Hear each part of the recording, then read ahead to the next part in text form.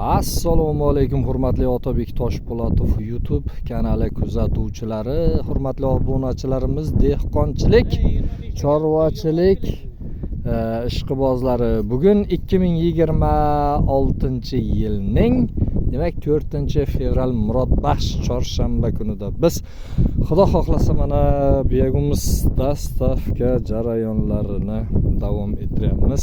Nasib bo'lsa inshaalloh bugun 5-tachga ketyaptimi? Voy, kunda kunora demak havoni issiqligiga qarab yog'ingarchilik bo'lmasa, qor bo'lmasa, ishqilib havoni issiqdan foydalanib, quyoshni boridan foydalanib, mana nasib bo'lsa yana 1,5 tonnacha yuk bosdik tachkamizga. Ko'rinyaptimi?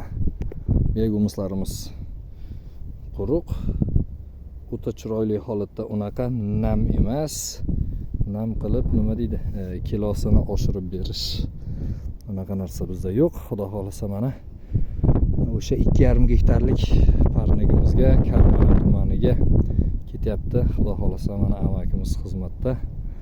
Xo'p, amakjon, sizga oq yo'l, ishlarga omad, salomat bo'ling, yaxshi yetib boring. Nasib bo'lsa mana bugungi aytaylik yukni jo'natib, nasib bo'lsa inshaalloh ana ertangi kunga tayyorgarlik ko'ramiz. Ertangi kunga mana bu yerda aytaylik 200-300 kilogina qoldi xolos yuqorida. Ana endi esa bu yer bo'lgandan keyin bu yoq tomonimizda bor. Oho, bu yoq tomonimizda ham anchagina ko'rinib turibdi. Hamda mana bu yerda arig'imiz bor. Ana shu mashinani orqa baloni turgan joyda demak arig'imizni ichida ham xudo xolasa 15 tonna bor. Hali begumizlarimiz bisyor azizlar, nasib bo'lsa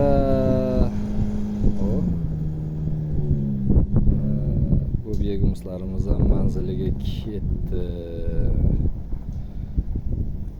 Xo'p, Alloh taolo dehqonchilik chorvachilarimizga, halol kasbi kamolotimizga o'zi barokatlarni nasib aylasin, to'g'ri yo'ldan adashtirmasin, hammalaringizga ishlaringizga omad.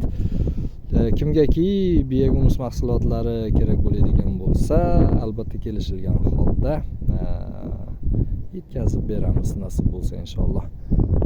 Eslatib o'taman, narx-navosi 2026-yilda ham narx-navo o'zgargani yo'q. O'sha 1 tonnasi 1,5 million so'm, ya'ni 1 kilogrammi 1,5 ming so'mni tashkil qilyapti. Bu albatta tonna narxida, ya'ni optim narxda. Sog' bo'linglar, salomat bo'linglar. Hammaga rahmat.